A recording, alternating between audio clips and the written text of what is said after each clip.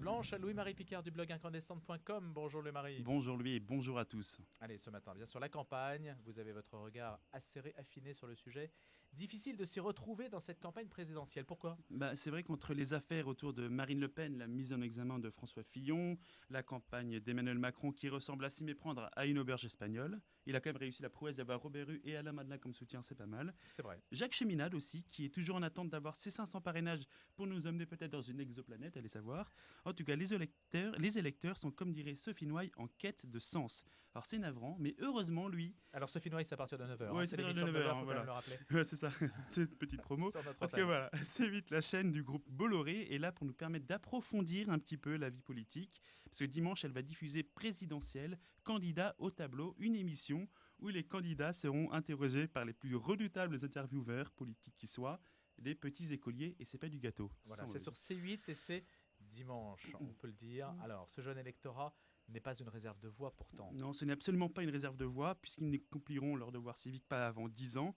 En même temps, comme dans tous les cas, il n'y aura qu'un seul candidat ou qu'une candidate. N'oublions pas que Nathalie Arthaud a ses 500 parrainages, donc qui sortira vainqueur de cette élection. Les autres ont raison de commencer à faire campagne très tôt pour cette réserve de voix de l'avenir. Et puis, à défaut d'être élu président de la République, ils pourront toujours tenter de se présenter comme délégués de la classe. Alors, quelles questions vont-ils poser aux candidats de la présidentielle ? Des questions sur leurs préoccupations, vous allez me dire.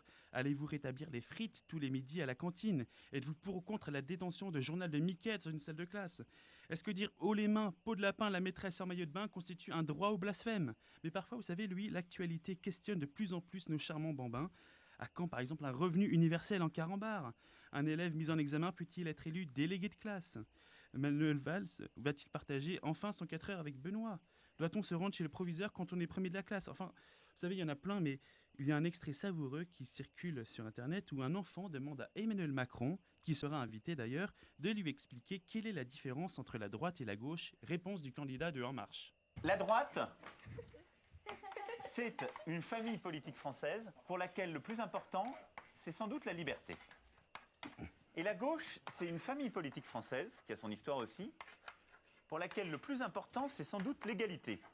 Et lui, il veut un peu d'égalité et un peu de liberté pour créer de la fraternité. Voilà. C'est un jeu d'enfant. La question du jour, c'est... Et on l'entend écrire au tableau. Oui, voilà. Et ce qui est bien, c'est que c'est pas du tout caricatural. Voilà, les enfants, maintenant que tout le monde a compris C'est la différence... Topaz, Voilà, c'est version ça. 21e siècle. Absolument. En tout cas, maintenant que tout le monde a compris la différence entre la gauche et la droite, on va pouvoir sonner la fin de la récréation. Et n'oubliez pas de dire à vos parents d'aller voter. Vous savez, Sacha Guitry disait « On ne parle beaucoup trop aux enfants du passé et pas assez de l'avenir ».